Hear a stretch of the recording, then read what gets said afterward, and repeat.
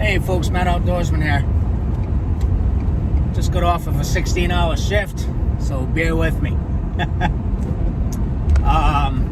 Recently had a question asked me on one of my videos about bugging out. This individual that asked the question lives in a rural area, and I did answer his question on his comment. However, I decided that I wanted to make a real quick video on living in rural areas and whether to bug in or bug out. Most of my videos, you guys, if you've been paying attention, I'm in the bug out camp. I do live in a city. However, folks, for the past 16 years, I have been living out in the country 6 months out of the year. Alright, I have a 3-season property, and I do reside in a very small town. And when I say small town, guys, it's literally just one main street running through the town. Alright, it's literally the definition of small town America, where I spend my time 6 months out of the year. So, with that said, I'm acclimated to that lifestyle. And to get more in depth onto bugging in and bugging out, guys, I've said this before in videos and I'm going to say it again on this video. The number one threat in an SHTF situation, an event, is people. Alright? People, folks, are a threat. Alright? So with that said, sad to say, 55% of Americans, 55% folks, are unprepared for an SHTF event, meaning that those folks,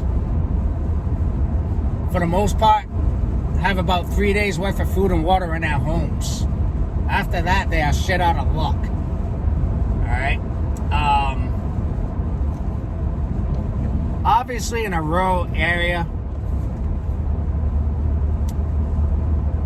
the threat of people is less versus an urban setting.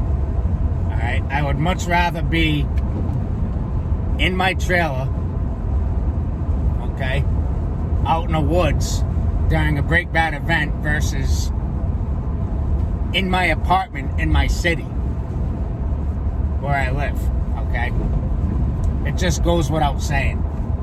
All right, population density, I've said this before. All right, but again, you know, if I'm in my trailer and we have a break bad event occurring during that time that I'm out in the trailer, I do have to worry about other people. Okay, there are people unprepared out in the country. All right, guys. There are people that are unemployed,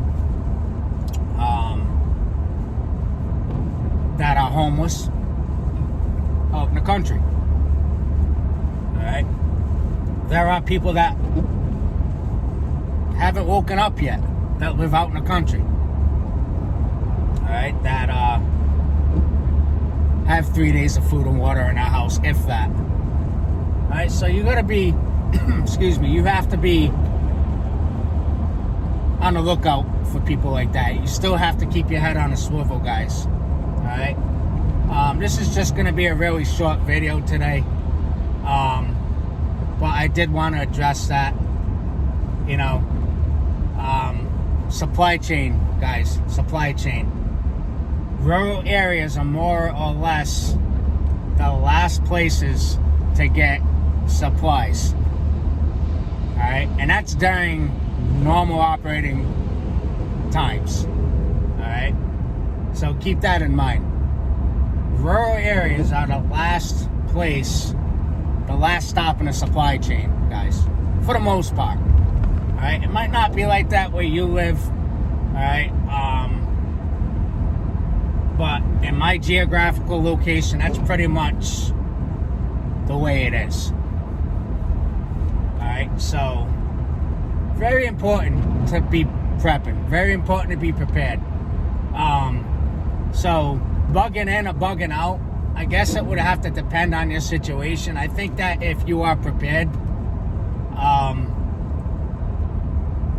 depending on the situation, the event, excuse me, grid down, civil unrest, you know, it kind of goes hand in hand. When there's a grid down situation, there will be civil unrest, you know. So with that said, you know, be prepared to defend your property, guys. You know, set up a perimeter on your property if you are able to. You know, patrol that perimeter if that's something that is feasible for you. You know, another thing I will say about rural settings, you know, for the most part, and again, this is just from my experience, you know, people in rural settings tend to be, it's more of a close-knit community versus the city, where it's pretty much a dog-eat-dog world. So you will see your neighbors looking after you, rather, checking up on you, in a rural setting versus a city setting. So that's another advantage. But hey, guys, with that said, I'll close with this. Pretty much what I started the video off with. The threat is everywhere. It's all about preparedness, folks. And that's paramount, right? So I hope this video helps answer that question. If you are one of those folks that do live in a rural setting, again, it's all about preparedness. All right, situational awareness, and just keeping your head on a swivel, paying attention to the news, paying attention to your surroundings. All right, folks, anyway, that's all I have for today. If you do like this video, I'd appreciate it. If you have not already, please subscribe to my channel. That'll help me get my message out to the prepper community, and for those who may be new to prepping. Mad Outdoorsman, thanks for watching.